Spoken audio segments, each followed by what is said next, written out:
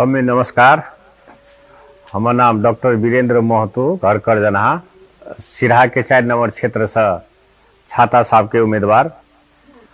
और ई 4 नंबर क्षेत्र के समृद्ध बनबे के लागी हम अपन उम्मीदवारी देने छे।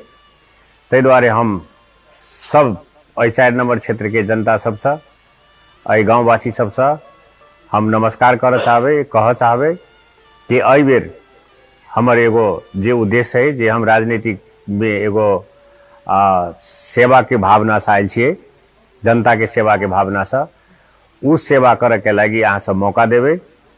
और यदि हम काल जीतो के जाय छिए तो हमर संपूर्ण ध्यान जनता प्रति और 4 नंबर क्षेत्र प्रति रहते।